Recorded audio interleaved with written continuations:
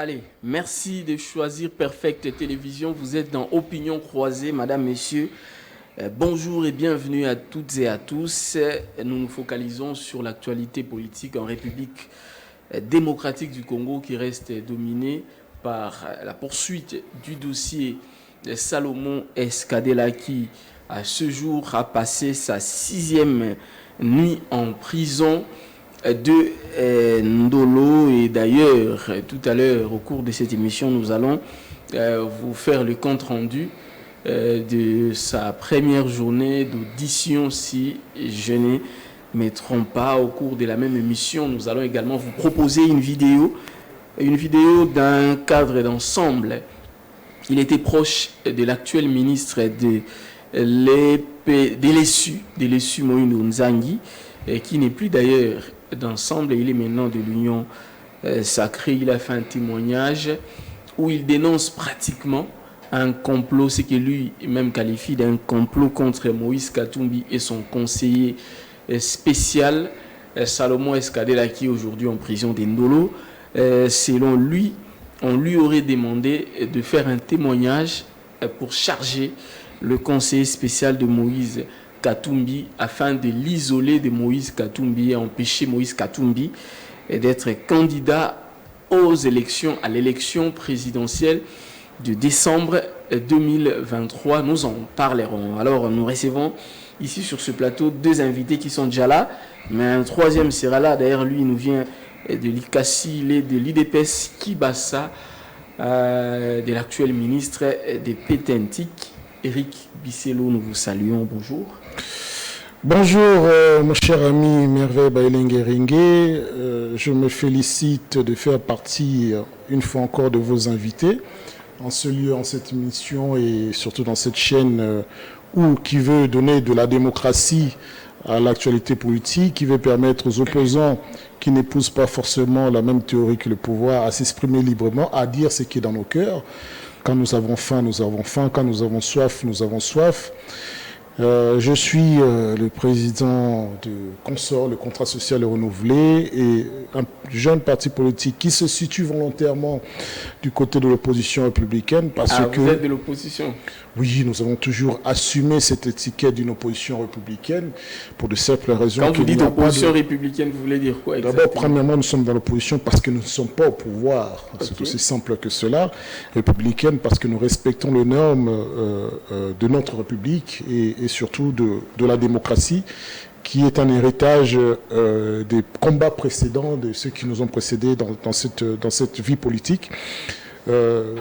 Il est vrai que c'est un choix parce que la majorité des Congolais a faim, a soif, est en insécurité. Donc il nous paraît indécent aujourd'hui de porter l'étendard ou l'étiquette d'une majorité qui se complaît dans une forme de suffisance simplement de posture pour qu'ils puissent se partager le pouvoir après 2023, alors que nous avons conscience que rien ne va dans la République. Nos frères, nos sœurs, nos enfants, tout le monde est en train d'être sacrifié sur l'autel des intérêts de quelques individus. En cela, nous avons fait le choix également de rejoindre nos amis qui sont dans l'opposition pour soutenir, notamment, quand je dis nos amis, je précise bien par exemple nos chers alliés qui sont dans l'ACERC. L'ACERC, c'est une alliance des citoyens engagés pour la République et le changement qui sollicite vivement la participation de Dr Denis Mukwege dans l'arène politique de la République. Nobel de la paix. Pour rehausser les niveaux, parce qu'il faut rehausser les niveaux. Il faut peut-être placer la République démocratique du Congo à sa véritable espace intellectuel et moral. Et il faudrait peut-être que ces gens, ces personnes, ces hommes qui ont déjà réussi dans la vie, qui font un don de leur personne, de leur savoir, de leurs moyens, de leur argent pour soutenir les autres, méritent aussi peut-être de soutenir non pas seulement... Est-ce qu'il est partant, le docteur Denis Mukwege? Il va être partant parce que c'est un appel pieux de la population. Donc pour l'instant, il ne s'est pas encore prononcé, mais vous insistez pour qu'il s'élance. Oui, parce que c'est un homme du peuple. On regarde ce qu'il fait, des bienfaits qu'il a fait. je ne connais, avec sa sueur, hein, je ne connais aucun Congolais qui ait fait ça jusqu'à ce jour. Je ne parle pas de déclarations, je parle des actes physiques qui vous coûtent de la sueur, de l'intelligence et des moyens. Donc, il est vrai qu'on peut avoir l'argent et partager avec les Congolais, c'est aussi louable, mais quand on donne de sa personne et de sa sécurité pour les autres, on mérite peut-être d'être porté à la magistrature suprême. Merci. Donc, sa déclaration, sa venue à la politique devrait être attendue fin juin. Et nous le souhaitons. C'est un appel des femmes, des enfants, des jeunes, des leaders, des intellectuels, de ceux qui osent croire qu'un espoir peut venir d'ailleurs que de notre système politique. Est-ce qu'il va rejoindre les blocs de Lubumbashi? Ça, on laisse ça aux leaders, parce que c'est à eux qu'appartient, c'est notre leader. Donc, mais nous pensons que déjà avec ce qu'il ramène comme proposition, notamment sur une certaine moralité dans la gestion de la chose publique, une certaine responsabilité dans l'argent public, c'est-à-dire que notre richesse n'a pas à être partagée entre quelques hommes politiques qui sont dans la place, mais plutôt l'ensemble des Congolais. Donc, cette moralité-là fera du bien. Maintenant, si le bloc de Lubumbashi accepte volontiers de partager ses idées, nous les accompagnons. De toute façon, nous sommes dans l'opposition parce que nous avons constaté que le pouvoir en place a échoué et que toutes ces tentatives d'intimidation, de fraude organisée nous fait pas peur, mais nous trouvons ça pathétique et renvoie bien à l'image de tout ce que ça a été l'opposition pendant tous ces temps, une opposition pathétique qui n'espérait même pas avoir le pouvoir. Merci. Tant qu'il a le pouvoir, il ne sait pas quoi en faire. Merci beaucoup. Jojo Maele, vous lui êtes de l'Union Sacrée. Il commence à devenir pratiquement un habitué de cette émission. Je crois que c'est sa deuxième, troisième participation. C'était un plaisir de vous avoir. Exactement. Votre présentation, je préfère que ce soit vous et qu'il la fassiez pour que je n'oublie pas le moindre détail comme l'a fait. Les présentations sont très multiples, mais ce qu'il faut retenir, c'est que vous aviez amorcé une portion pour dire que nous sommes de l'Union Sacrée. Oui, nous l'assumons. C'est une casquette et une veste que nous portons le jour le jour. Nous assumons de défendre les régimes Tshisekedi, les régimes actuels. Alors nous sommes de l'Union Sacrée, mais plus particulièrement nous faisons partie d'une famille politique qu'on appelle le FPD. FPD qui signifie la Force populaire des démocrates. D'ailleurs, je vais annoncer tantôt là pour dire que c'est 17 juin, qui est ce samedi, notre parti politique va connaître sa sortie officielle, cette sortie officielle qui va se réaliser au stade municipal de Massina. Je profite aussi par cette occasion, par ces médias qui étant suivis qu'à l'interne qu'à l'externe, pour appeler les Congolais qui sont ici à Kinshasa de venir nous soutenir, de venir nombreux, de venir nous soutenir, parce que nous travaillons dans une optique qui est futurologique. C'est cette optique qui est de donner une magistrature au président Félix-Antoine Tshisekedi au second mandat. Qui a fêté son anniversaire hier. Exactement, nous travaillons dans cette optique et nous aussi, la Force populaire des démocrates, nous voulons être parmi les forces parlementaires à venir. Déjà d'ici 2024, nous serons au sein des institutions, dont le Parlement, pour faire partie. Vous êtes implanté sur l'ensemble du territoire ou bien c'est un parti non, local à Kinshasa? Non, ce n'est pas un parti local, c'est un parti qui a commencé à faire un travail déjà en amont, mettre le préalable. Nous sommes déjà un parti installé dans les 26 provinces et nous voulons seulement officialiser ou faire une démonstration solennelle parce que vous savez, nous avons des dimensions dans un parti politique. Il y a la dimension de l'intellect, il y a la dimension aussi de la masse. Et dans la dimension de la masse, la FPD veut démontrer sa force ce 17 juin pour démontrer au commun des mortels que nous sommes une portion très importante au sein de l'Union Sacrée. Nous soutenons le chef de l'État et que nos adversaires de l'opposition nous prennent vraiment au sérieux parce que nous ne venons pas pour blaguer, nous venons dans un combat électoral avec les gants. Vous n'êtes pas des ennemis, vous êtes des adversaires politiques. Non, il n'y a pas... Au fait, une personne qui réduit les combats politiques par les physiques, c'est une personne qui n'est pas appropriée pour être dans les champs politiques. Ce qui nous diffère ou ce qui amène cette convergence dans les terrains politiques, c'est l'aspect intellect, l'aspect idéologique. Parce que lorsque vous réfléchissez fédéralisme, moi je réfléchis unitarisme. Lorsque vous réfléchissez régionalisme, moi je réfléchis autre chose. Vous voyez, ces goûts-là, c'est ce qui va apporter, la diversité. Alors c'est ces mêmes-là, ce sont tous ces indicateurs que nous devons prôner pour avancer. Donc je pense que c'est comme ça que nous naviguons et je profite pour saluer mon co-débatteur avec qui nous allons partager, Maître Eric. Je profite aussi pour vous lancer des fleurs parce qu'à chaque fois que je suis dans votre plateau, c'est pour moi, pour moi un temps pour vous lancer des fleurs pour le travail excellentissime que vous êtes en train de faire. Parce que je l'ai toujours dit aujourd'hui, il faudrait que nous tamisons tout ce qui passe dans les médias, tout ce qui s'appelle journaliste. Et vous êtes parmi ces rares personnes qui font un travail avec beaucoup de professionnalisme. Merci beaucoup. Salutations à mes autorités parce que à tout seigneur, à tout honneur, à M. Jean-Louis Baouna, directeur général adjoint de la DGDA et les patrons de l'administration les patrons de l'administration de mon parti politique qui n'est rien d'autre que mon secrétaire général, M. Yvon Mundadi. Merci beaucoup. Si vous jetez des fleurs à Bailingi Ringue, jetez également des fleurs au DG Peter Tiani. Ben oui, c'est un aîné que nous avions eu à voir et nous lui voyons, bon, je lui jette des fleurs. Au-delà de ses appartenances politiques, moi je vois la... Non, il est d'abord journaliste. Non, moi je vois sa casquette. C'est pourquoi j'ai dit au-delà. C'est un révolutionnaire. J'ai dit... Oui, il faut des révolutionnaires moi j'ai dit au-delà. C'est pourquoi j'ai dit au-delà de sa casquette politique, moi je lui prends dans sa casquette de journalisme.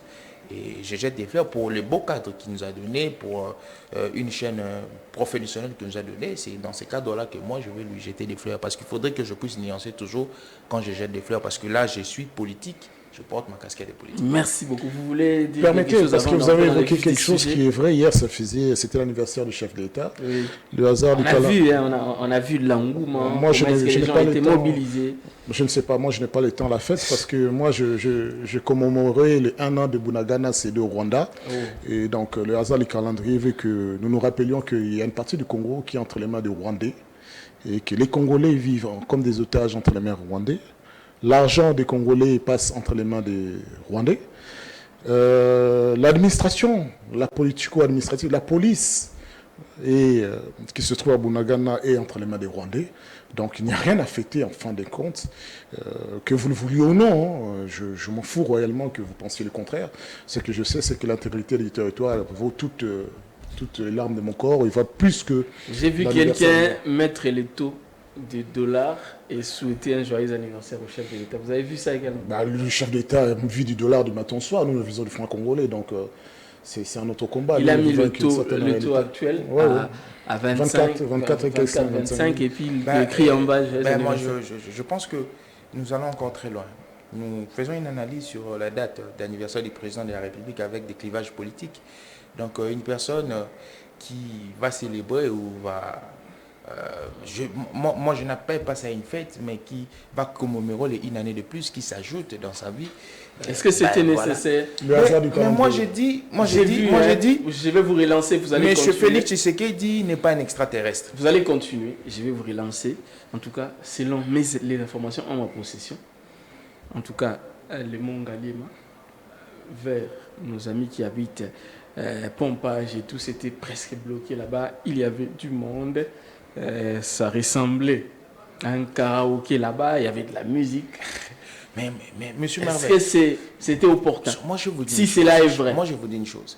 Déjà, il faudrait aller dans une conception plus sociologique pour comprendre ce qui s'est passé hier. Nous sommes africains, nous sommes bantous. C'est quoi un chef chez les bantous? Un chef, c'est célèbre dans toutes les dimensions. Alors, le chef n'a pas organisé des banquets ou comment, mais sa population doit célébrer, quelles que soient les circonstances ou les contextes. Nous sommes bantous. Vous voyez, lorsque nous apportons notre intelligence ou nos analyses sur les faits, il faudrait chaque fois coller notre identité sociétale. C'est très important. Parce que l'identité sociétale nous permettra d'orienter certaines choses. Nous sommes bantous, un chef doit se célébrer, et on a célébré le chef, pas comme il fallait, mais pour le rendre honneur. Moi, je me dis, on ne fait pas de fait. On veut faire de Félix Tshisekedi un extraterrestre, un robot. Même un robot a une journée de création. Même une invention a une journée où on invente. On vous dira que ces caméras, il y a quelqu'un qui l'a inventé, mais on donnera une date. Cette caméra, excusez-moi pour le lapsus, on vous donnera une date. Si c'est une caméra à une date d'invention, une date de création, pourquoi pas Félix-Antoine Tshisekedi? Vous l'aviez vu faire... faire des tapages, festifs. Permettez que, en tant que Bantou, puisque je suis Bantou comme lui, que mon jeune frère, certainement, il a une conception des traditions Bantou modernes. Parce que moi, il fut un temps, quand j'étais un jeune enfant, quand il y avait un deuil dans le quartier, on n'entendait pas la musique dans un bar du quartier. Tous avait un air solennel, participer à cette émotion, c'est aussi ça. C'est pas parce qu'on est bantou, on est moderne qu'on doit ne plus avoir de décence et de sens de responsabilité.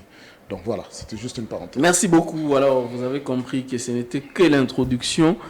Encore une fois de plus, madame, monsieur, vous êtes dans Opinion Croisée. Bienvenue à toutes et à tous. Alors, je vais demander à la réalisation, si elle est en harmonie avec nous, de nous mettre un audio, une vidéo de notre ami qui est cadre d'ensemble de Moïse Katumbi. Il était avec le ministre de l'ESU, Moïno Nzangi.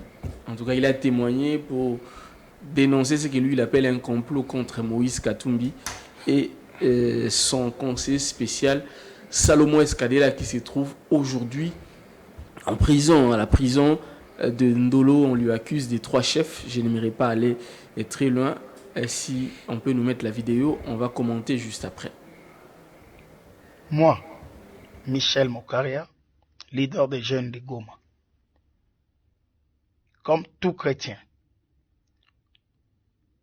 je tiens à dénoncer à travers cette vidéo cette machination concoctée par le régime de Kinshasa visant à écarter Moïse Katumbi aux élections de décembre 2023, ainsi qu'à lui isoler de son conseiller principal et politique, M. Kalonda Salomon. À travers un ami qui m'est proche, répondant au nom de Joël Malembe, avec qui nous avons un passé ensemble. Profita bien sûr de mes relations avec le conseiller spécial Salomon Escadela. Pourquoi je dénonce ça? Parce que déjà en octobre et en décembre, j'ai été approché par Joël Malembe après avoir rencontré l'AG de l'ANR. Il a reçu mission de faire tout pour impliquer le président Katumbi et son conseiller dans l'affaire M23. Il m'a sollicité d'appeler un membre du M23 pour que je discute avec lui et que ces membres du M23 citent dans notre conversation le nom du président Moïse Katumbi et de son conseiller Salomon, afin que je puisse les enregistrer. Et une fois enregistré cet audio, le pouvoir est prêt à nous faire une cagnotte de $1 million. Ça, j'ai décliné. Après cela, j'ai appris que mon ami Joël a été incarcéré à l'ANR pour des raisons que j'ignore jusque-là. En avril de mon passage à Kinshasa, je lui ai rendu visite, comme un ami, comme un frère. Surpris le vendredi 2, je serai alerté par rapport à ce que les services font sur ma personne. J'étais mis à l'écoute, j'étais recherché, j'étais filé. Et ça n'a pas fini là-bas. Le samedi, je suis alerté par un agent de la DEMIAP, Goma, à 16h et à 20h. Le commandant TD de la DEMIAP, le colonel Modeste, va m'appeler pour un entretien de coopération. Ça, j'ai trouvé louche. Je lui ai géré. En attendant, j'ai alerté mes partenaires de l'Union sacrée pour une orientation. Je n'ai pas eu un écho favorable. Le lundi, j'avais appelé le frère de Joël qui va me dire que Joël était transféré au niveau de la DEMIAP. Et que là, il était bien traité. Faisant liaison de ce que le colonel Tédé m'a dit et ce que le grand frère de Joël m'a dit, j'ai compris que Joël était déjà en train de travailler pour les services. Parce que j'ai été même conseillé d'aller voir les services et que rien de mal m'arriverait. Connaissant nos services, j'ai refusé. C'est comme ça que j'ai fui le pays et à ces moments-ci, je suis en cavale. Pendant que moi, je suis en cavale, je reçois des appels, des sollicitations de certains amis proches du conseiller spécial du chef de l'État en matière de sécurité et de l'IDPS, me conseillant de coopérer avec les services afin de charger Salomon et d'écarter Moïse Katumbi aux élections. Ça encore, comme tout chrétien, j'ai refusé.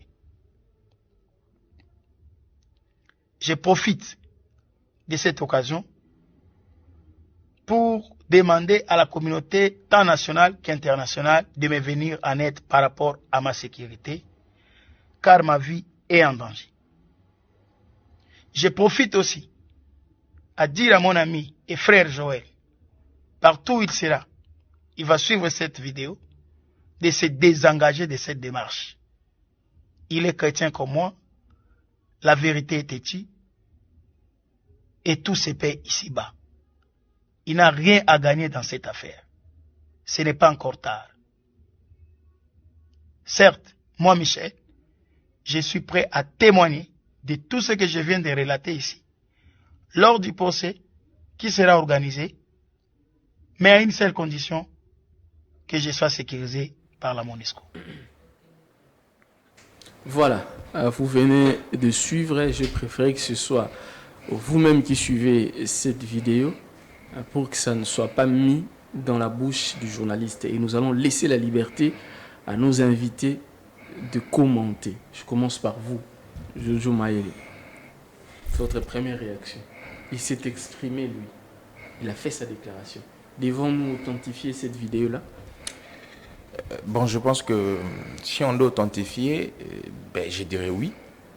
Mais c'est que moi, je vais donner plus... dans ce que plutôt je vais donner mon appréciation, c'est dans les contenus. Oui. Parce que récemment, là, vous avez dit c'est un membre de l'ensemble, un cadre, je pense, de l'ensemble. Et une personne qui est de l'ensemble, à mon humble avis, je pense que même les Congolais savent que c'est la famille politique de M. Moïse Katumbi. Il était d'ensemble, il a dit, si je peux vous... Allez-y. Il était d'ensemble, il a dit. Ensuite, il a dit là-bas qu'il était de l'Union sacrée. Nous savons tous, par exemple, que l'actuel ministre de l'ESU, Moïse Nzangi, est entré au gouvernement comme membre d'ensemble. Et ensuite, il a quitté ensemble lorsque Moïse Katumbi a décidé de partir de l'Union sacrée. Et eux, ils sont restés avec Moïse Nzangi. Je pense que nous connaissons les sièges politiques, comment est-ce que ça marche. Oui. On peut être physiquement, officiellement engagé dans un parti, officieusement aussi dans un autre parti. Okay. Donc nous les connaissons. Alors lorsqu'il propage ce genre de discours, de propos, je pense que ça n'engage que lui. Mais il faudrait aussi avoir une certaine appréciation sur les raccordements que cette personne peut avoir avec les autorités d'ensemble. Parce que lorsqu'il parle à la fin, il termine par des propos qui sont politiques. Il dit qu'on voudrait écarter M. Moïse Katumbi à la course de la présidence. Donc ce sont des propos que nous avions eu à écouter récemment aussi au chef de certains membres de l'ensemble. Donc moi je pense que tout ce qu'il a dit, si normalement il a de preuves, parce qu'il a cité nommément le conseil spécial du président de la République en matière de sécurité. Il a cité quelques autorités aussi, certains noms. Non, moi je pense que s'il veut clarifier cette chose, s'il trouve qu'il y a des ramifications que le pouvoir en place voudrait écarter officiellement, M. Moïse Katumbi, parce que le pouvoir en place n'a pas ces capacités de pouvoir écarter un candidat. Et parce que le pouvoir en place n'est pas la CENI. Il faudrait faire cette appréciation. Donc je pense que il peut venir dans son pays parce qu'il dit qu'il est en cavale. Il peut venir, il apporte ses preuves. Nous sommes dans une dimension où la justice ne se rend pas seulement pour certaines personnes. La justice actuellement est indépendante. Donc il dit qu'il est menacé par les services. Ça n'engage encore lui. Donc moi je pense que la meilleure démarche qu'il faut faire, c'est une démarche qui est judiciaire. Donc s'il pense qu'il est menacé, s'il pense que on voudrait écarter Moïse Katumbi, tout ce qu'il a propulsé ou propagé plutôt comme propos. Je pense que, à mon humble avis, il y a une démarche qu'il faudrait faire, c'est la démarche judiciaire. C'est quoi, par exemple, la démarche selon vous? Il doit aller porter plainte. Porter plainte contre qui exactement? Il doit porter plainte contre toutes ces personnes-là qu'il a cité les noms, non? Parce que vous aviez vu, il a cité les noms ici. Il a cité le conseil spécial du président en matière de sécurité. Il a cité les noms des 2 ou 3 généraux de la d'un colonel d'Ademi après. Êtes-vous sûr qu'un monsieur comme lui, s'il portait plainte contre la preuve la preuve tangible, nous avons vu un directeur de cabinet du président de la République être arrêté et connaître la rigueur de la loi. Après, aujourd'hui, il est où? Il y a une gymnastique juridictionnelle qui a été faite. Donc je pense que nous sommes dans un état où nous professons la culture de l'état de droit. Donc si cet ami-là, ces frères-là, il dit que ses propos, il pense que ses propos sont véridiques, mais pourquoi il doit fuir? Il n'a qu'à venir. S'il y a des personnes qui en veulent à sa vie, il y a la justice qui est là, la justice qui va le protéger en tout cas. Merci beaucoup. Alors, nous allons passer tout de suite la parole à Eric Bisselo. Maître, il faut dire maître, parce que j'aurais une analyse un peu plus professionnelle, juridique, en tant qu'avocat, mais aussi sécuritaire. Je suis toujours mal à l'aise face à mon jeune frère parce qu'il est intelligent, mais les sujets que vous abordez lui met mal à l'aise parce qu'il ne saurait pas y répondre. Ce n'est pas trop humble de son domaine. Ce n'est pas un communicant de l'Union sacrée, un communicateur de l'Union sacrée. Il a dit qu'il est de l'Union sacrée. Oui, le parti dans lequel il est. Mais comment répondre du fait, par exemple, quand on parle de l'UDPS? Non, je vous comprends, vous faites votre travail comme moi. Oui, c'est pas vous, mais moi, j'ai pitié pour lui. Je prends les deux tendances. D'accord. Et si les autres pensent, les autres membres de l'Union sacrée pensent qu'ils ont mieux à dire, qu'ils viennent. Le plateau est là pour tout le monde, nous ne refusons à personne. Alors, je pose la question. Vous avez suivi la vidéo. Entendre notre ami qui est en cavale, sa vie serait premièrement en danger. Il a cité des noms des hauts placés. Et il est allé plus loin jusqu'à citer l'UDPS. Ça, c'est toujours lourd. Et il dit que l'un de ses amis, moi je mets au conditionnel, serait entre les mains des services. Et selon les informations en sa possession, là-bas, il est très bien traité, son ami-là, parce qu'il travaillerait, je mets toujours au conditionnel, pour les services. Et lui, il a refusé parce que connaissant nos services, il craint qu'on puisse le faire disparaître étant donné qu'il a beaucoup d'informations. Une analyse purement juridique. Bon, je vais commencer par une citation. On peut tenter d'éliminer des humains par millions ou enfermer tout un peuple derrière des fortifications dans une logique totalitaire. Mais il y a une vérité empirique incontournable. Les murs des édifices des mangeurs de liberté finissent toujours par s'écrouler. Et les systèmes politiques les plus entêtés à perdurer finissent par se briser en 1000 morceaux. Lorsqu'il apparaît à celles et ceux qui sont dominés que la réalité collective est définitivement devenue insupportable et intenable. Ça, c'est Roger Boangui Poiti, qui est un écrivain, un théologien congolais qui vit en Suisse. En gros, c'est qu'il dit que vous pouvez essayer d'installer un système totalitaire par tous les moyens, politiques, sécuritaires, mais il se trouve devant une évidence, on ne peut pas aller contre le temps, ni contre la population. Et qu'à un moment ou un autre, que nous voulions pas, que vous ne vouliez pas, les murs du totalitarisme s'écroulera. C'est ce qui s'est passé avec Mobutu et ce qui s'est passé dans d'autres pays africains récemment. La réalité sur cette vidéo, c'est qu'il faut retenir principalement deux choses. Sur l'identité de la personne, est-ce que c'est un mythomane? Non, c'est une personne de toute évidence qui est facilement identifiable. C'est un Congolais, il fait partie du système politique. C'est un cadre, donc on ne va pas dire que c'est un mythomane descendu du ciel, non. À plus forte raison, c'est un cadre qui fait partie d'un parti qui est dans l'Union sacrée, qui était dans l'Union sacrée. En outre, c'est une personne qui craint pour sa vie. Et ça, je dis, c'est légitime dans ce pays. Parce que on peut aussi disparaître quand on n'a pas de soutien solide et politique en place, disparaître parce qu'on veut dire la vérité. On peut aussi disparaître physiquement, mourir, aussi bien dans un cachot sous terre, bien qu'on nous avait promis qu'il y aurait plus des cachots clandestins. Et il a raison de prendre des précautions pour sa vie, c'est une question de sécurité. En outre, cette personne a donné des noms, a donné des dates, des précisions. Donc, ce n'est pas que ça l'engage lui, ça engage la République démocratique du Congo. Ça engage la justice qui est en train d'instruire sur un dossier en cours, c'est-à-dire le dossier de M. Escadela. Il appartient aux justices militaires de dire, mais attendez, ces allégations sont quand même assez graves et importantes. On va renvoyer le dossier auprès du ministère public pour qu'il nous donne des éléments par rapport à ces éléments de nous. Qu'on ajoute une instruction, qu'on entende les personnes citées. Donc les personnes citées doivent en tout cas être appelées comme des renseignants. Si en tout cas la justice est impartiale. Mais en même temps, on entend une collusion assez incroyable entre certains partis politiques de la place, les agences de renseignement, les agences de renseignement militaires tant civils, mais également des personnalités politiques. Donc il faudrait être un inconscient pour ne pas avoir peur. Mais moi, je crois que cela met encore en mal, après qu'on ait insisté aux déclarations de garde du corps de M. Matata Mponyo, voilà que l'État se voit de nouveau face à une difficulté parce que les langues ne veulent plus se taire. Les langues veulent la liberté, les Congolais veulent la liberté. Ce sont les signes de la Et je suis étonné comme on nous dise qu'il y a une forme d'objectivité, d'impartialité dans la justice. Nous voyons bien qu'il y a une impartialité dans la justice qui est maintenue. On nous a promis une justice indépendante, mais dès que la justice essaie de faire un pas, comme un chien qu'on tient là, on dit non, revenez ici.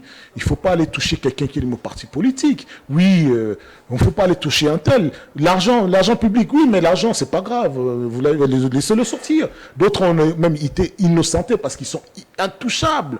Avant, mais non, ne vous inquiétez pas, vous n'allez pas en prison, allez dans votre jugement où vous innocent d'office. Alors que les faits sont établis. Nous avons assisté à cela. On peut donner des noms, mais ça nous engagerait à quoi? Les Congolais est malheureusement déçus. Une fois encore, on voit une justice deux poids, deux mesures. Si vous êtes puissant, vous avez des relations, il y a une justice avec tout le système qui va avec, c'est-à-dire les polices, renseignements, tout va avec. Mais lorsque vous vous opposez à une forme de totalitarisme, vous voulez la liberté pour tous les Congolais, vous voulez le droit d'expression, cela pose un problème. Sur les plans de droit, concrètement, ça doit se passer comment? Avec les noms cités, la procédure doit se passer comment aujourd'hui? Le conseiller spécial de Moïse Katumbi est devant la justice militaire.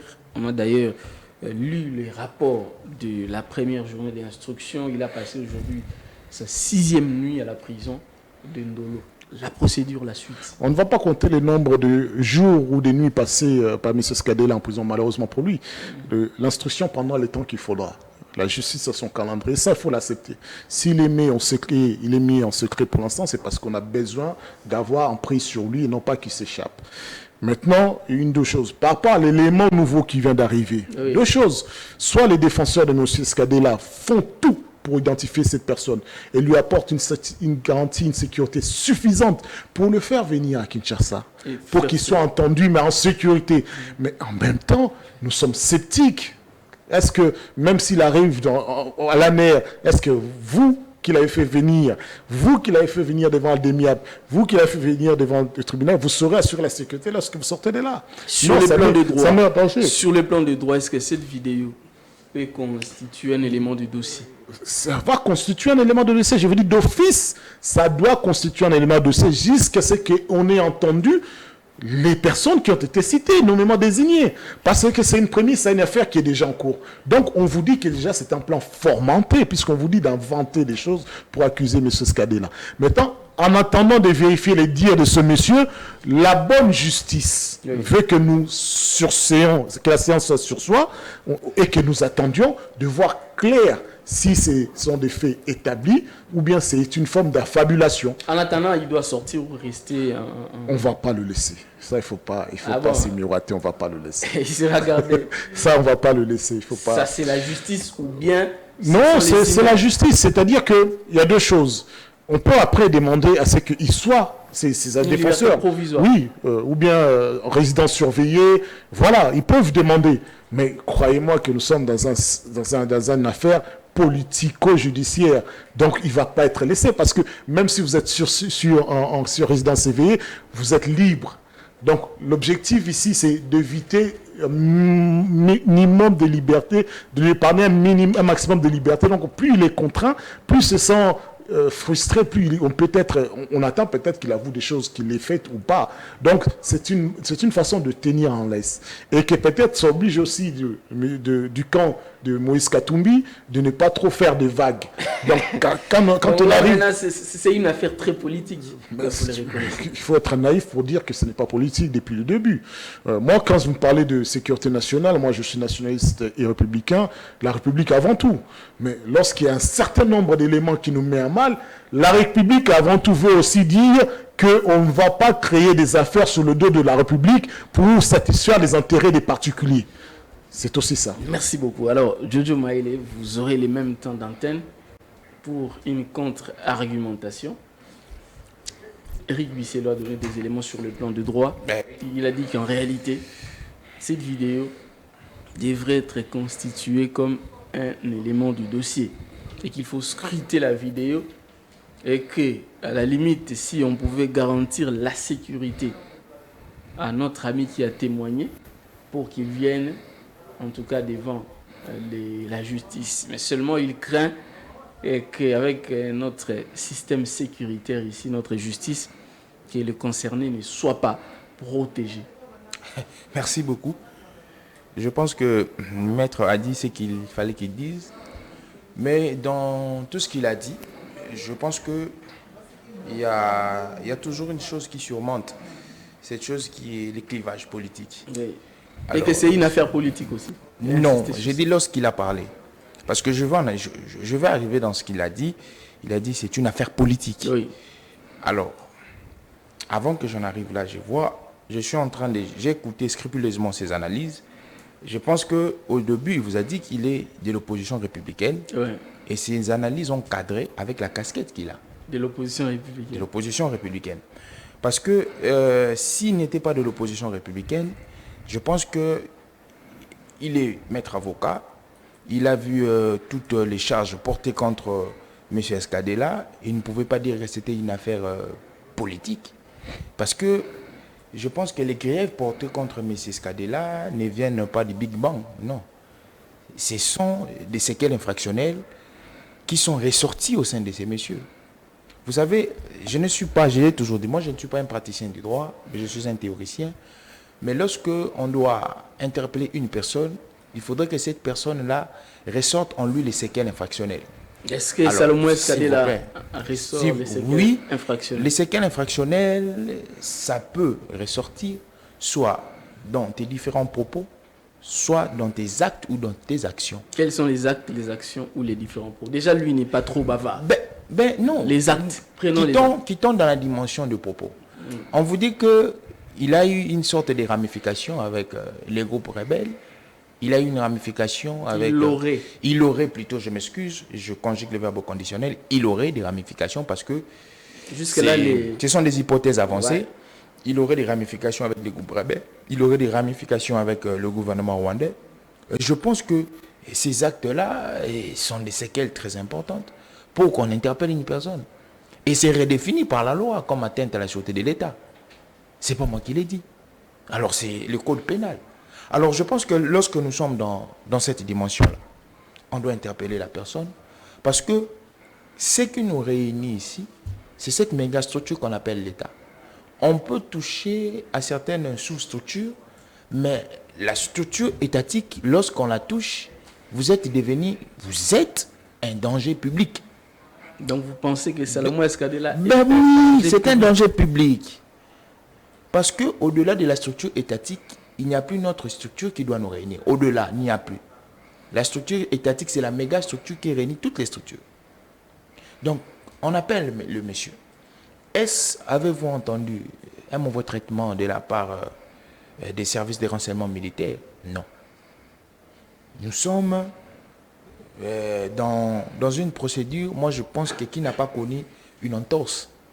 On a interpellé ces messieurs. On a empêché ses avocats. On l'a instruit. Vous savez, lorsqu'on empêche, toujours c'est sur base de quelque chose. Hein. À chaque fois, moi j'ai toujours dit, à chaque fois qu'il y a une action, certes qu'on doit apporter une certaine argumentation, mais il faut toujours se poser le pourquoi. Parce qu'on ne pose pas des actions bêtement comme ça qu'il y ait une causalité. Donc je pense que aujourd'hui nous sommes dans une phase où on est en train on est en train de démontrer, il doit démontrer sa culpabilité, ou le ministère public doit démontrer sa culpabilité, ou lui-même, les concernés, doit démontrer son innocence. Mais lorsque vous dites que cette vidéo doit faire pièce des preuves, ou soit d'entrer dans les dossiers, moi je pense que c'est aller trop vite. Parce que lorsque nous analysons, est-ce que cette vidéo est une preuve qui démontre, ou qui assure, ou qui innocente, ou qui innocenterait M. Escadella? J'ai dit non, parce que cette personne, c'est pas, entre guillemets, c'est pas une personne qui aurait témoigné pour M. Escadella. Donc moi je pense que, comme Maître a dit, si dans la démarche qu'on doit apporter, il doit venir sur terrain comme un enseignant, comme un Pensez-vous qu'il sera sécurisé? Il craint pour sa sécurité. Mais moi, je l'ai encore dit ici. Nous ne sommes plus dans un état où la justice appartenait à une certaine personne, une certaine sorte d'oligarchie, et une certaine majorité était opprimée. Nous sommes dans un état où la justice est neutre. Certes que maître ne veut pas l'admettre, la justice est neutre. Il doit venir, on va assurer sa sécurité, mais qu'il le dise, qu'il témoigne. Alors lorsqu'il va témoigner, c'est par les éléments qu'il ressortira par son argumentation. Si ce sont les mêmes noms qu'il a cités, qu'on va faire appel. Ça dépend de la manière qu'on va faire appel. Si on va faire appel comme témoin, comme renseignant, ça dépend de la procédure judiciaire.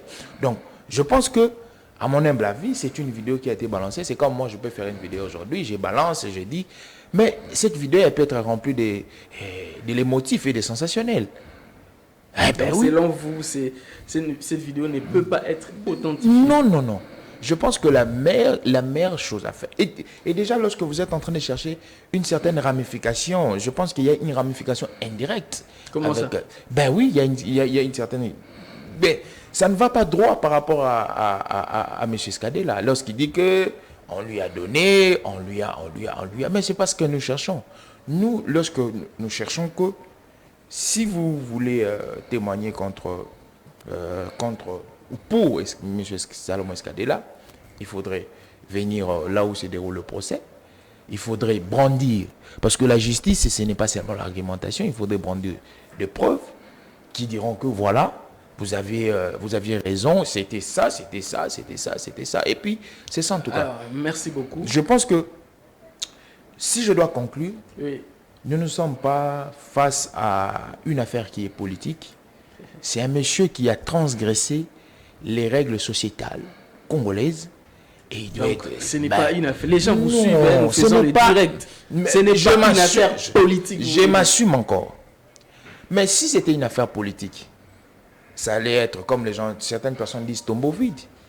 Je vais vous citer des éléments. Allez-y. Et à la fin, si vous allez persister sur le fait que ce n'est pas une affaire politique, je vais vous le concéder.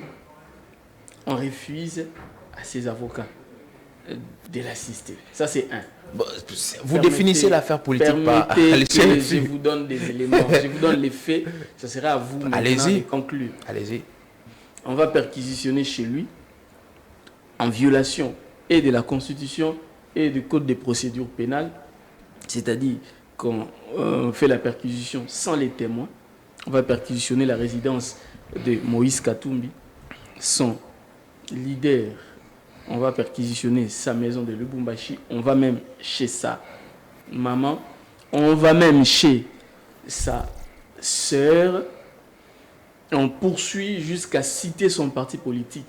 Ensemble, on dit que tous les communiqués d'ensemble sont d'abord envoyés à Kigali avant que ça ne soit lu ici à Kinshasa. Ensemble, n'est-ce pas que c'est un parti politique?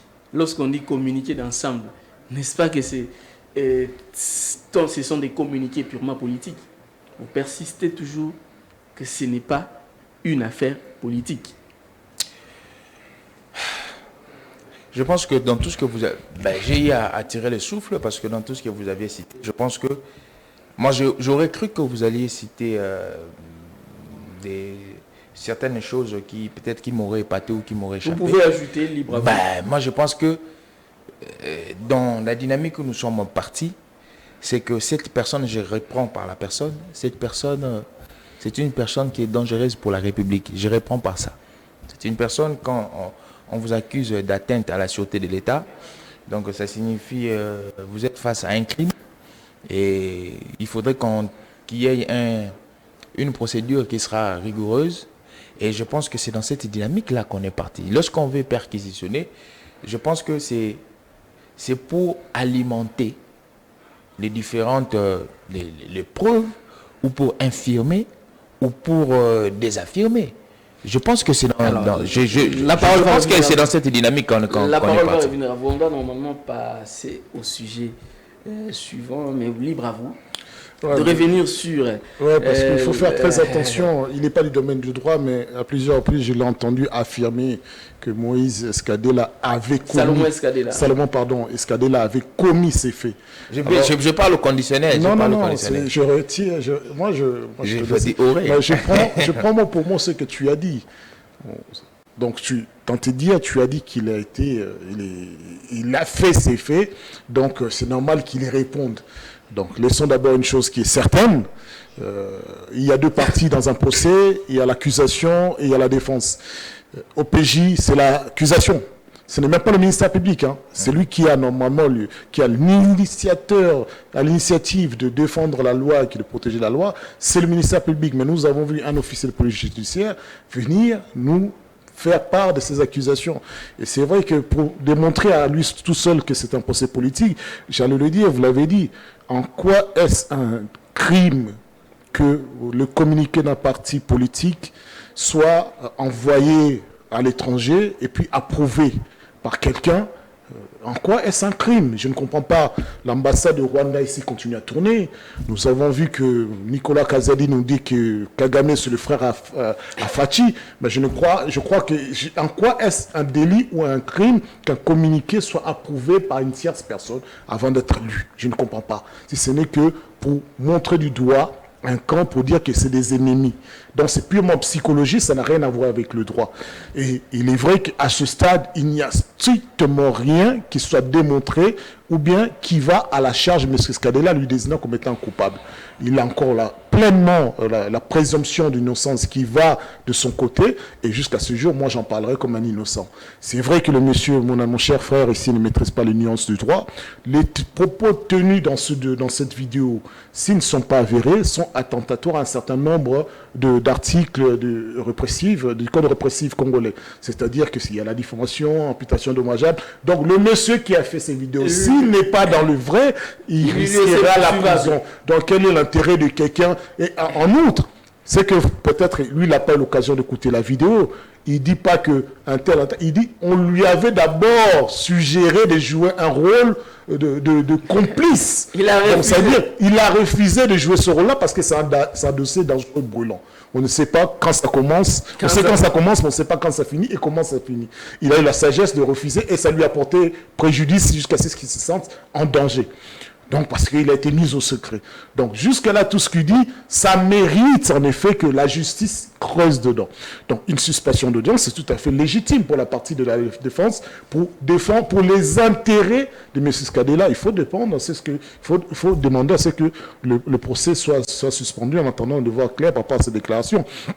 Et qu'il appartient, je le répète, à la défense, quitte à ce qu'il dépêche quelqu'un pour aller voir ces messieurs, pour poser des questions, pour obtenir des renseignements plus précis, revenir par la suite, demander à ce que ces personnes qui sont citées soient entendues sur les faits qui leur sont approchés, parce que cela démontrera à quel point il y a une machination avant d'en arriver là. Maintenant, la seule autorité à dire si M. Escadela est coupable ou innocent, c'est un tribunal. Et moi, tant que le tribunal ne l'a pas dit, il est innocent. C'est les principes de droit. Voilà, merci beaucoup. Je vous pose quand même une deuxième question, en passant comme ça, pour déjà commencer à aller vers la chute de l'émission. On a vu les chefs de l'État se déplacer. Je ne peux pas m'en empêcher. Se déplacer pour aller inaugurer une usine. Tantôt on parle des usines de fabrication des véhicules, d'autres parlent d'usines d'assemblage. Je ne sais pas de quoi s'agit-il exactement. En tout cas, vous allez donner des précisions, mais au moins, il a en tout cas montré la mention fabriquée en RDC. On a aussi vu un communiqué où on demande à l'entreprise qui a obtenu la licence d'assemblage ou de fabrication des véhicules, de ces véhicules Mercedes, d'enlever la mention fabriquée en RDC parce que ce n'est pas dans les contrats, ce n'est pas dans l'accord. Alors j'aimerais que chacun de vous fasse un commentaire, ça va quand même aider l'opinion publique, les téléspectateurs d'opinion croisée. Alors je commence par vous, Jojo Maï. Moi je pense que ça va de même, fabriquer, monter. Assemblage et... Assemblage, tous ce sont déjà des mots d'abord. Ah bon? Alors je pense que ce sont déjà des mots. Ici, il faudrait se satisfaire d'une chose. C'est que peut-être ce que nous voyons à l'extérieur se concrétise ici au Congo. C'est ça la première satisfaction. C'est qu'aujourd'hui, le Congo va gagner en rapidité et puis en fiabilité. Dans le passé, nous achetons les bis Transco en Égypte. Il fallait, quand vous achetez, vous attendez la commande, la fabrication. Ça prend le fleuve Congo et puis ça arrive jusqu'ici. Après, ici, on va dédouaner et puis on va commencer à faire tout ce qu'on fait. Mais aujourd'hui, lorsque nous avions une commande, que ce soit pour Transco ou pour d'autres personnes, je parle du cas de Transco, on va monter ici et puis on livre directement à Transco. Donc nous gagnons en temps et puis en fiabilité. Ça, c'est une satisfaction que nous devons avoir. Mais vous allez constater, comme j'ai dit, la scène congolaise est émaillée de plusieurs, vu que nous sommes départagés par nos croyances idéologiques et politiques. Vous allez comprendre que ceux qui sont de l'opposition vont fustiger tout ce qui se passe. Ils vont chercher ce que vous m'aviez posé comme question. Entre montage et fabrication, assemblage. Mais moi je pense que au moment où nous sommes, assemblage, montage, tout ce que vous voulez là. C'est la même chose. Bon, pour le moment, ça n'a pas assez d'importance. Comment ça? L'important c'est que nous avons cette usine ici, à Kinshasa, et ça nous est utile. Le dimanche passé, les gens ont rendu témoignage dans les églises pour dire que merci Jésus. Certaines personnes ont donné des actions de grâce parce qu'ils ont eu le travail. Mais il faut aller dans cette dynamique. Un État respire ou un État se développe lorsque elle tend aussi vers l'industrialisation. Donc c'est quelque chose de positif. Ça, vous appelez ça industrialisation? Mais moi je ne sais pas. J'ai posé la question. Moi je ne sais pas. J'ai dit je ne sais pas. Il faudrait que ceux qui sont de l'opposition, ceux qui professent une idéologie politique contraire que nous apportent un vocable contraire parce qu'ils sont si shampoing vocables, vous allez savoir. Alors, moi je pense que c'est positif. C'est très positif. Nous devons nous arrêter là. La meilleure des choses à faire, c'est que il faudrait inciter le gouvernement, le chef de l'État à pouvoir recourir fréquemment à ce genre de choses. Parce que vous allez connaître que le Congo a été un pays, en danger par certains investisseurs pour qu'ils viennent ici. Donc je pense que quand nous avons une telle personne qui met des moyens pour investir dans le sol congolais, dans l'automobile, moi je pense qu'il y a la positivité. Et la main-d'œuvre, comme je l'ai dit, c'est une main-d'œuvre qui est congolaise. Donc c'est positif, M. Merveille. Vous pensez que c'est une main-d'œuvre congolaise? Oui. Non, je pense qu'à un moment, lorsqu'il y a des faits qui sont républicains, il y a des choses qui sont étatiques, il faudrait enlever cette casquette des politiques. Ce qui nous tue, c'est que au-delà de tout, nous portons la casquette. Je vais vous poser une question. Même la casquette politique au-delà de la nation. Je vais vous poser une question. Savez-vous que l'entrepreneur qui est venu l'Indien là, c'est lui, les propriétaires des HJ, les savez-vous? Mais s'il est le propriétaire... Je suis en train de poser des questions. S'il est le propriétaire... Permettez que je finisse. Est-elle une infraction? Non, parce qu'on a essayé de faire comprendre que c'est le fruit des différents voyages du chef de l'État, n'est-ce pas? les fruits des différents voyages du chef de l'État, parce qu'il a fait beaucoup de voyages tout récemment. Exactement. Vous vous en souvenez, et que c'est les fruits des différents voyages du chef de l'État, alors que c'est quelqu'un qui a déjà investi dans beaucoup de secteurs ici en République démocratique du Congo. Ne pensez-vous pas que ce n'est pas honnête que de prendre ça et d'associer ça à 100% hein, aux actions et différents voyages du chef de l'État? Est-ce que les ministres de l'Industrie ne pouvaient pas, par exemple, venir et le faire? Parce qu'avec HJ à l'époque, souvenez-vous, André Kimbuta est allé lui seul pour inaugurer. Pourquoi est-ce que les chefs... Moi, je vais être très direct. Déjà, les hôpitaux ici en République démocratique du Congo, nous en avons des centaines de méga hôpitaux qui sont mieux. Et l'industrie, cette usine-là, au Congo, ici, il n'y a pas. C'est la première. Donc, quand une chose est novice, quand c'est la première des choses, c'est n'est que normal que celui qui est garant de la nation vienne dans cette cérémonie. Donc si M. André Kimbuta était venu, c'est parce que à l'époque nous avons déjà des très grands hôpitaux. Donc ça ne préoccupe ceux qui ont géré. Mais parlons de cet investisseur. M. Merveille, naviguons un peu dans les marchés publics et services publics. Vous allez comprendre que lorsqu'on va construire une structure de production qu'on peut appeler entreprise, usine, société, il y a toujours ce qu'on appelle des parts. Oui. Et les parts, s'il vous plaît, il y a toujours ce qu'on appelle les parts. Et dans une dimension, on peut avoir des parts 100% privées, où ce sont les capitaux, les capitales privées, ou on peut avoir des parts mixtes. D'un autre côté, il y a des privés, il y a un autre côté où il y a l'autorité publique qui est l'État. Dans cette dimension, cette personne-là peut marcher ou se marier avec certains investisseurs. Est-ce que vous avez scripté jusque dans les fonds pour savoir les 100% des capitales, de l'investissement des capitales appartient à cette personne?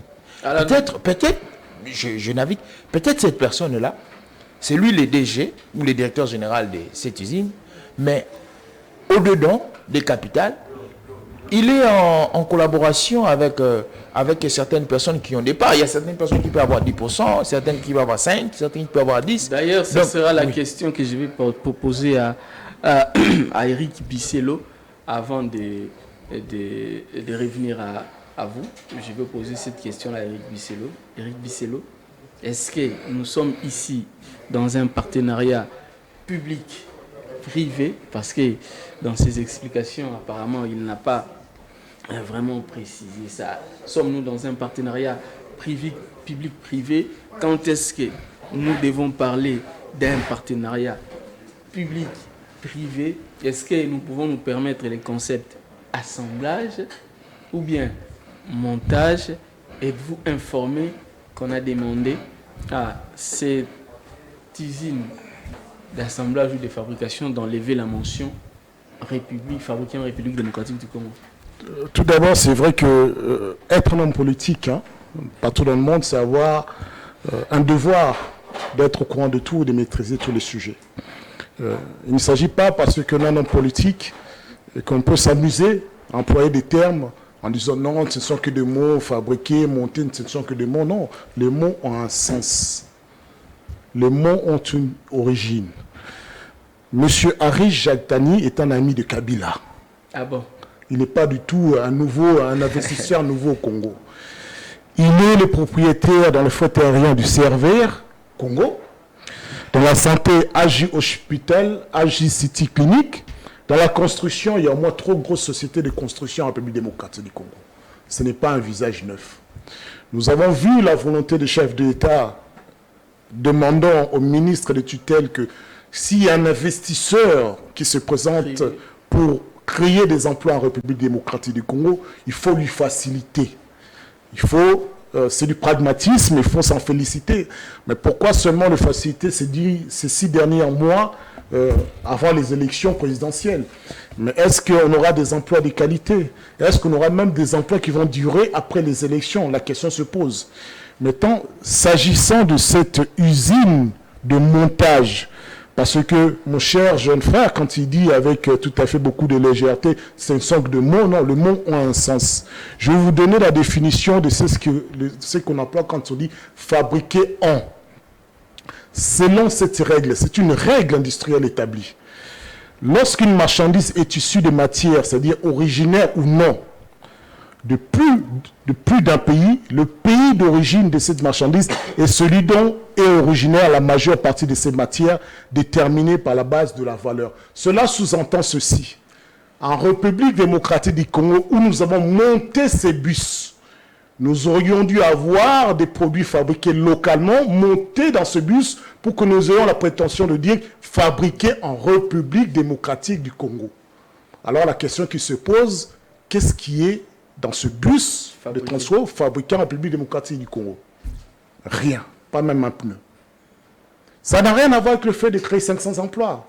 C'est une bonne chose. Nous avons besoin de l'emploi. Nous avons des jeunes ingénieurs qui terminent ce travail, mais c'est une usine de montage. Donc l'honnêteté voudrait que l'on parle d'usine. L'intelligence veut qu'on ne fasse pas, on n'amène pas le chef de l'État pointé du doigt, fabriqué en, alors que c'est monté en. C'est l'intelligence. Le chef d'État a des conseillers. Ça, c'est les services de communication de la presse.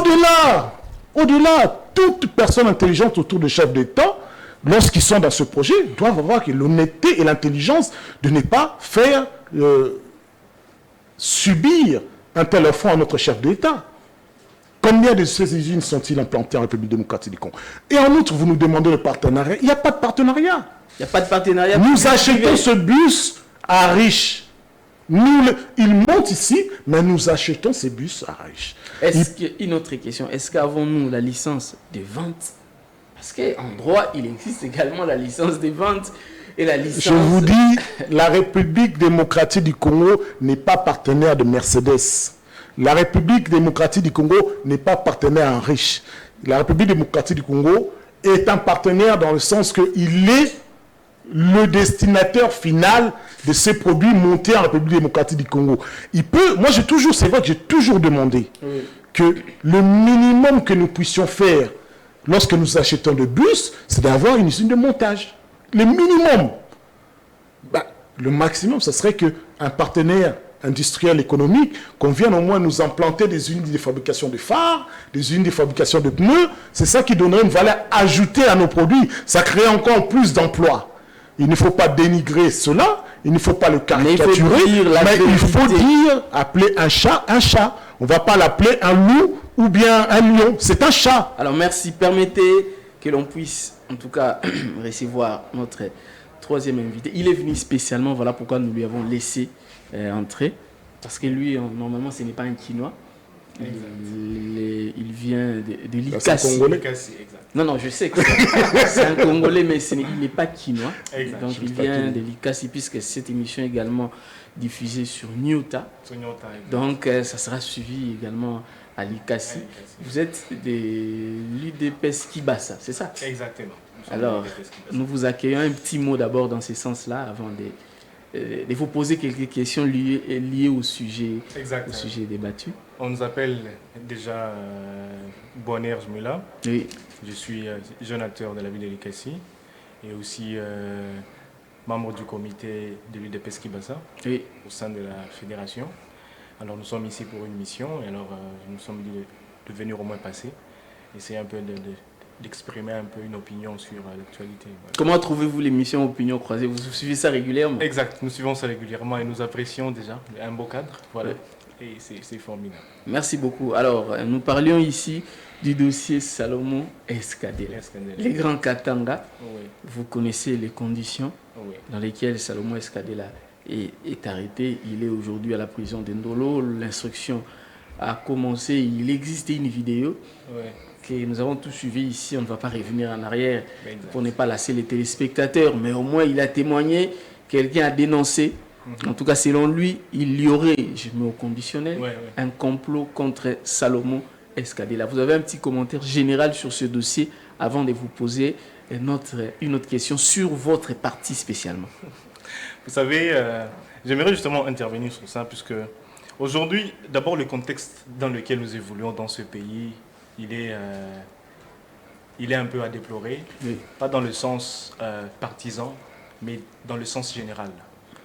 Nous devons justement, nous ne devons pas être complaisants quand il s'agit des questions importantes pour la sûreté de l'État, pour la question même qui nous fait justement congolais.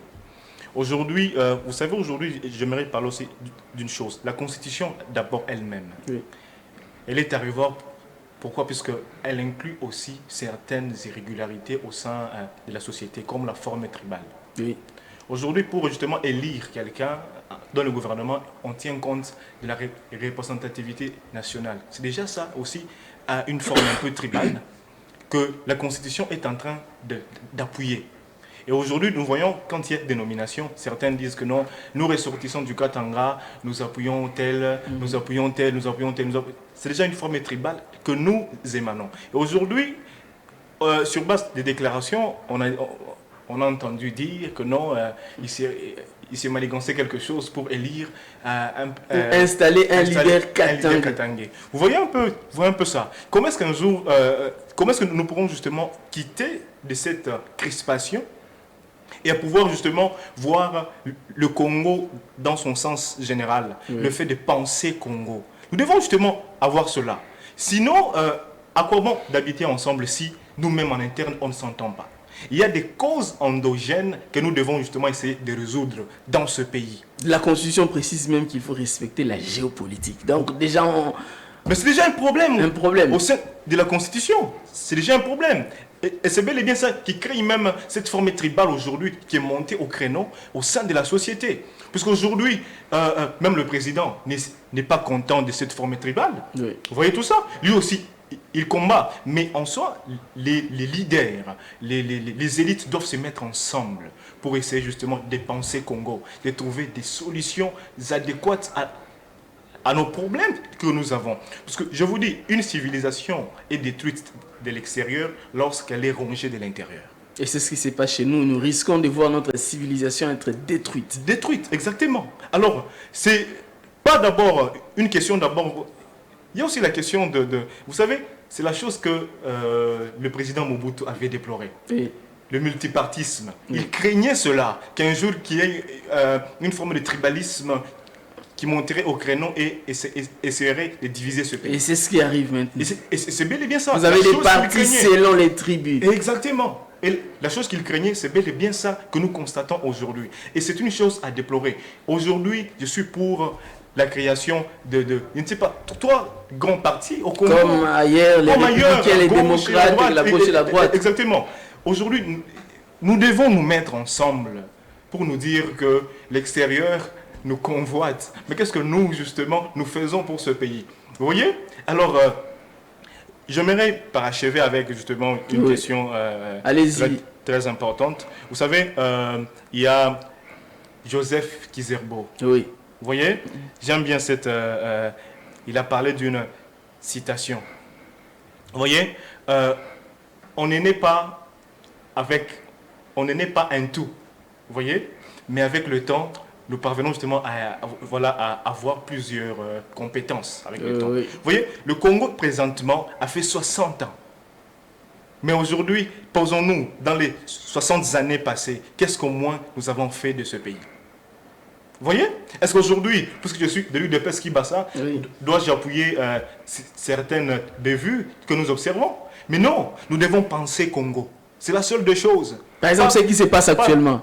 Appuyez-vous la procédure judiciaire dans les dossiers Salomon Escadela? D'une part, il y a la question déjà qui dit que nous voilà l'atteinte à la sûreté de l'État ne fait pas justement appel à tout ce qu'il y a comme procédure judiciaire et autres. Là, vous n'appuyez pas. Là, vous voyez un peu. Là, ils disent cela que non. Quand il y a l'atteinte à la sûreté de l'État, on viole tout.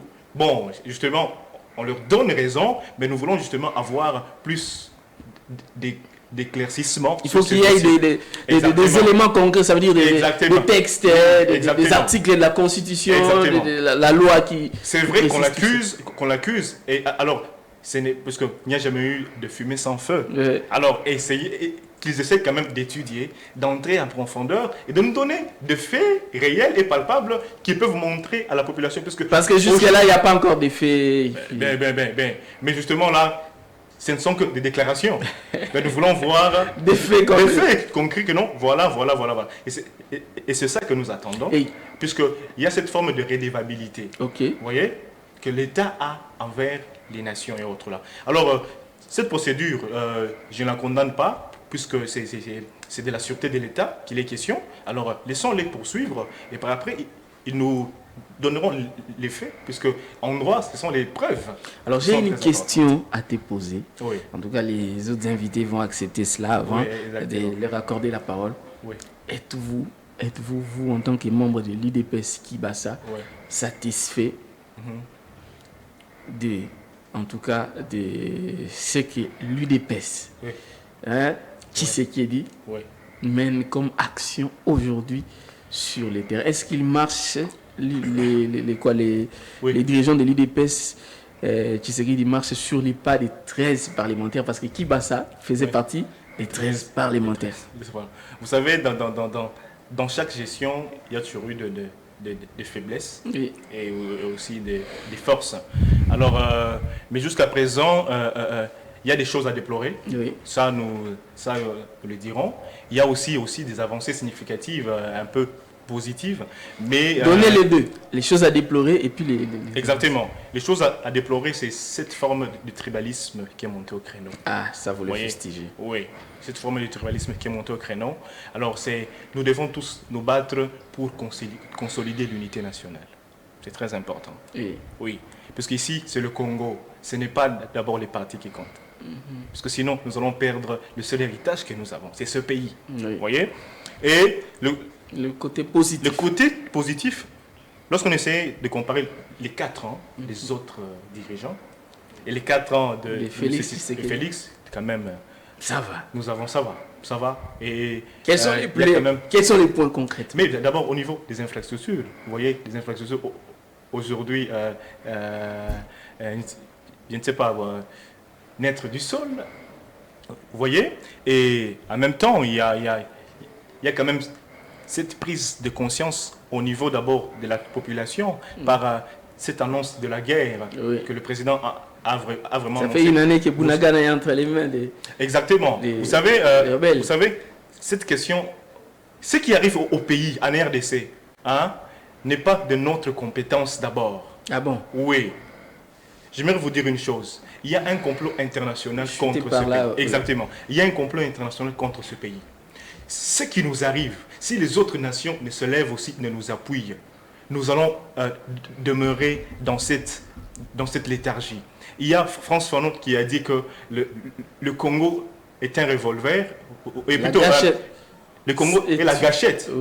L'Afrique a la forme d'un revolver dans le Congo et la gâchette. Vous voyez tout ça? C'est qu'aujourd'hui, le développement de l'Afrique dépend de ce pays. Exactement. Alors, ils doivent se lever et nous soutenir pour combattre ces gens qui viennent justement nous mettre en mal. Et aussi, une des choses, pour chuter, j'aimerais vous dire une chose. Vous savez que le Congo, c'est l'Israël.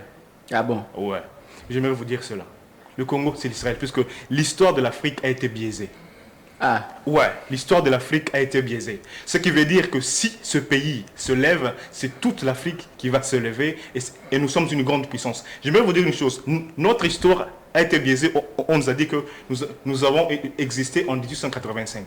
Alors, que dire du synagogue? Vous voyez, d'où nous voyons la carte de la RDC là-bas. Et le synagogue a existé avant même Jésus-Christ. C'est-à-dire que la RDC a existé avant, exactement. Alors, ce qui veut dire que nous étions une grande puissance. L'Afrique était une grande puissance, mais il y a eu un temps où l'extérieur est venu nous combattre, jusqu'à ce qu'il y a eu destruction des civilisations, et l'histoire a été justement détruite, biaisée, et c'est à cela que nous allons, justement, pour aussi venir à la citation de Patrice Emery Lumumba qui dit « L'Afrique un jour écrira sa propre histoire ». Merci beaucoup. Alors, je vais donner la parole à tous les invités. Oui. Chacun de vous va prendre la parole pour la dernière fois pour faire une communication centrée. C'est opinion croisée. Oui. Ce sont les opinions politiques. Je ne peux pas avoir des acteurs politiques ici sans leur laisser l'occasion de s'exprimer, d'exprimer, de donner passer le message de leur mouvement politique. Je commence ici, Eric Bisselo. Vous avez 4 minutes. Il en sera ainsi pour les autres et puis on va les annoncer. Oh, je suis flatté. J'étais tellement obnubilé par les propos de notre jeune dernier camarade qui est venu. On sent qu'il y a encore beaucoup d'espoir, il croit encore en la République. Et tant mieux, il faut nous rejoindre. La République. Non, c'est-à-dire, si nous sommes là sur la scène, c'est que nous y croyons. Il a des propos. Non, mais il est objectif. Bon, c'est vrai, je ne partage pas son avis que le Congo soit Israël, mais cela dit, ce ne sont que des anecdotes. Voilà. Ce qui est important, c'est que le contrat social est renouvelé, qui est d'abord un mouvement, des idées, des gestations de pensée, accompagné avec l'Alliance des citoyens engagés pour la République et le changement ACERC, demande à ce que, oui, le docteur Denis Mukwege, qui a brillé par sa gestion, par son amour des Congolais et des Congolaises, qui a toujours été irréprochable, digne, qui a les mains propres, malgré tout le sang qu'il a eu à soigner dans sa vie, qu'il entende l'appel de désespoir des Congolais pour qu'ils viennent rehausser ce débat démocratique et politique, parce que nous savons que là, nous perdons totalement les repères de ce que nous avions acquis au départ de Kabila, et aujourd'hui, avec cette monumentale et honteuse tricherie qui se prépare à partir de la CENI, une institution d'appui à la démocratie qui reste sourde et complètement sourde aux appels des composantes de la CENI, dont notamment l'opposition. Nous appelons le pouvoir à revenir à la raison parce que la République, elle nous appartient toutes, à tous. La République nous appartient à tous et que tous les Congolais ont le droit de vivre et d'exercer et de pratiquer librement la liberté d'opinion et la liberté à l'opposition. Nous rappelons à ceux qui sont actuellement au pouvoir, qui violent les règles de la République parce qu'ils sont au pouvoir, ceux qui manipulent le système judiciaire et qui s'érigent en milice privée pour maltraiter les Congolais et créer une forme d'insécurité, qu'au-delà de la justice du Congo, il y a la justice divine qui est au-dessus de vous. Nous rappelons, moi j'aime bien mon jeune frère, que je dirais, de sortir de ce carcan de l'union sacrée qui est une voie sans issue, pour les intelligents en tout cas, à part ceux qui ont des intérêts et ceux qui ont faim. À un moment, il faut oser, il faut que la faim vous libère en fait de vos chaînes, parce que qu'est-ce qui peut vous arriver de pire? Nous mourrons tous, même ceux qui ont l'argent.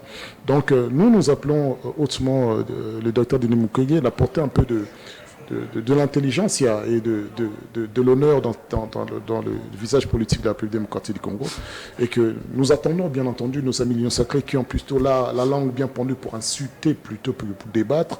Là on va discuter profondément des qualités de leur poulain et de nôtres que nous souhaitons vraiment. Voir les docteurs ouais, et j'espère aussi que toute l'opposition aura finalement la sagesse et l'intelligence de se rassembler comme les 5 doigts de la main pour former réellement une puissance pour répondre positivement à l'appel du peuple congolais, c'est-à-dire à un changement, à une amélioration des conditions de vie, à une sécurité, à un regain de dignité et de démocratie dans ce pays. Merci beaucoup. Alors, Jojo Maëli. Alors, merci. Et je pense que mon aîné voudrait une vision qui serait uniforme, mais l'uniformité de la vision n'existe pas, parce que nous sommes humains. Donc, si vous êtes à gauche, nous sommes à droite, cela ira ainsi jusqu'à la fin du monde.